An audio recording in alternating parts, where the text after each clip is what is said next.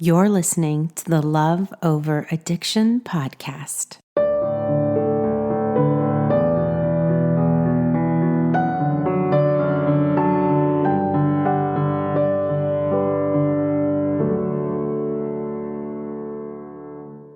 Hey. All right, so last week we talked about the 7 clues you're ready to leave your relationship. And if you haven't listened, go ahead and give it a listen, but you can also start here. We finished on clue number 3, so we're going to jump in today to clue number 4. And this is when you love someone struggling with addiction.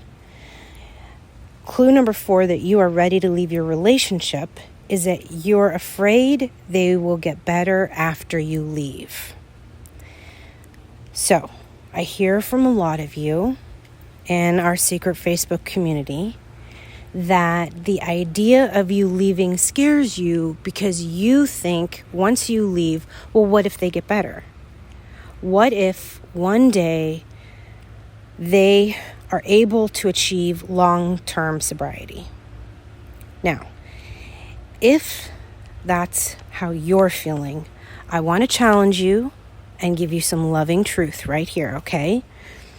My guess, my hunch, is that you are absolutely the glue that keeps your relationship and your family together. That it is through your work and your motivation and your drive, your organizational skills, your communication skills, your loving, thoughtful kindness. That is the reason why your relationship succeeds. You don't give yourself enough credit. I promise you, you don't. And it is hard to do when you are in love with someone who rejects you on a regular basis by using drugs and alcohol, because you feel they are choosing the drugs or the alcohol over you. And that can leave you with very low self-esteem, and it can make you look at yourself in the mirror some days and say, what is wrong with me? Why can't I change? Why don't they love me enough to get sober? And it leaves you for years with all trying to make all this effort to get them sober, because you believe the lie that somehow, some way you hold the key to their sobriety. And you don't. You have nothing to do with whether they choose to drink or use drugs or cheat on you or look at pornography or whatever it is that they're addicted to. Nothing. You could be the most perfect blend of a woman. You could be Martha Stewart in the kitchen. You could be Margaret Thatcher in the boardroom. You could look like a Victoria's Secret supermodel. You could have all of it, the personality of Melissa McCarthy, who I adore to pieces, and be the funniest person in the room. You could have all of it. You could have the entertaining skills of Jackie Onassis. You could have the decorating skills of Celery Kimball. Whatever. The point is that you could be the most talented human being in the entire world, and guess what? They would still be struggling with addiction. They would be. They'd be no healthier than they are today. They'd be no better off than they are today. Because this disease has nothing to do with your strengths or your weaknesses. They were sick before they met you. And they will continue to be if you leave them. You hold no control and no long-term influence over their recovery. The only way that they are going to choose to get sober is if they decide to get sober. That is as plain of a truth as it can be. And I know that that hurts you to hear, which is why I call it a tender, loving truth, because I'm getting a little in your face. But I need you to understand this, because if you are staying in this abusive relationship because you are afraid that they will get better after you leave, and then you will miss out on this wonderful relationship, and they will have it with somebody else, that's partly because you think you are ultimately responsible for this relationship. And you are not. You are not responsible for the health of this relationship. You bring to the table the 50% healthy part of this relationship. And you are partnered with an unhealthy person. That's the truth. You don't need to change.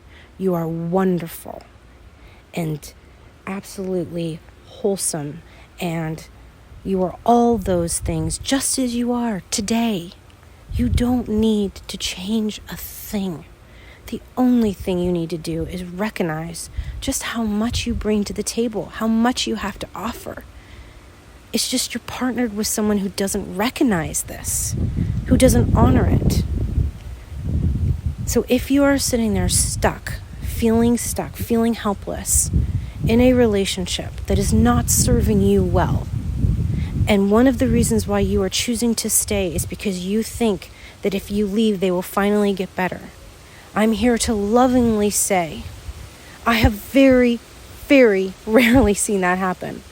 And I've been doing this for 12 years and had thousands of women from all over the world go through what you are going through right now. And it's actually, what I have seen is it's the reverse.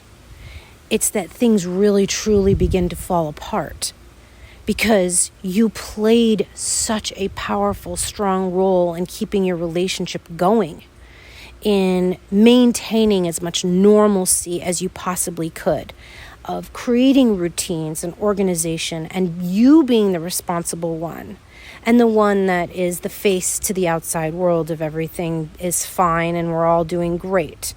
And once you leave, they fall apart because now they can get away with their addiction as much and as often as they want to. There's no one there to remind them of their responsibilities. There's no one they have to report back to. There's no structure. There's no boundaries. It's complete freedom. And unfortunately, when you are dealing with someone struggling with addiction a lot of the time, danger comes with freedom. And so if you are afraid of leaving because you think they're going to get better without you, I would say, I think you should prepare yourself for things to eventually get worse without you. And that might give you, I hope, some confirmation of just how much you offered in that relationship, just how valuable you are in your partnership. So that is clue number 4. Clue number 5, that you are ready to leave your relationship, is you take a good look at how your partner makes you feel, and if that you don't feel important or cherished or appreciated or loved. There are some fundamental values in a marriage that a lot of therapists and counselors and marriage experts will tell you need to be the foundation to your marriage. Think of it like a house. You're building a house. You need a strong foundation so that the structure can stand on solid ground. And the foundation are the virtues I just mentioned: cherished, appreciated, loved. So let me ask you a question as your friend. Do you feel cherished? How often? How? Do you feel appreciated? Are you recognized? Does your partner pull you aside and have tender moments, looking you in the eye, completely sober, and telling you how grateful they are for you? Do they recognize just how hard you work? Do they really see you for who you are? Do you feel loved? Are they gentle with you? Are they kind to you? Do they protect you from harm instead of cause you harm?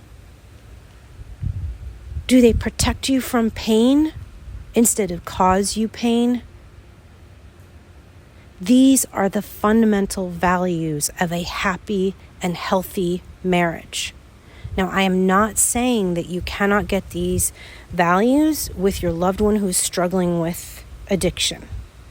But what I am saying, and this is another loving truth, is that you cannot get them with someone who is actively using, somebody who is not committed to sobriety. Because as we all know, there are common denominators in loving someone struggling with addiction, and manipulation is one of them. Lies is another.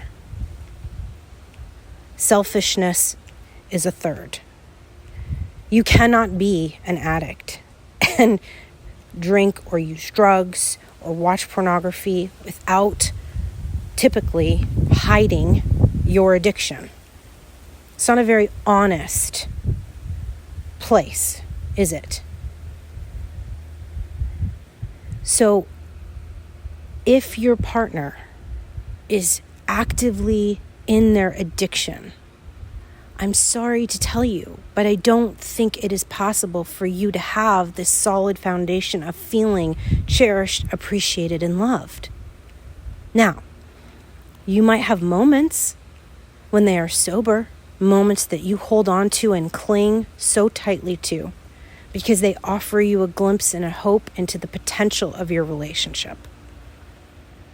But a true, solid, healthy marriage has a greater balance with feeling cherished, appreciated, and loved than not. So let me ask you a question. Again, if you were to give your relationship, and be honest with me, because I promise you I am not here to judge you. I am here for you 100%. I'm here to be your friend, the voice that calmly and lovingly asks you the difficult questions that only you can answer. If you were to look at your relationship and give it a percentage, what percent of the time would you say that you have these fundamental values of a marriage? Has that percentage changed year over year? Are you getting enough from your partner? Maybe the answer is yes. And if it is, that's terrific. But don't rip yourself off of what you need and what you want and what you deserve. Okay, that was kind of heavy for today, so I'm going to keep it short. That is, we covered 4 and 5. Next week, we're going to cover 6 and 7, our final 7th clue into if you're ready to leave your relationship, okay? And again, I just want to remind you, because I know we just got through the holiday season, which can bring up a lot of anger and disappointment and hurt. I want to remind you that this is a stopping point in your life where you have an abundant amount of lessons that you can learn here, that you are learning. And it is not wasted. None of this pain and none of this suffering is wasted. That you absolutely are so much more wonderful and giving and kind and beautiful than you give yourself credit for. So can we please start, if we haven't already, with just little daily reminders, self-talk. Start talking to yourself. You be your voice of kindness. Don't wait for somebody else to give you approval or to make you feel special. Let's do it for ourselves. No matter what our circumstances are, I'm here for you 100%, and I love you. This podcast is created for your support, encouragement, and entertainment with my personal thoughts and beliefs. We are bonded together by the fact that we love someone suffering from addiction. This is not intended as a substitute for therapy or advice from a professional.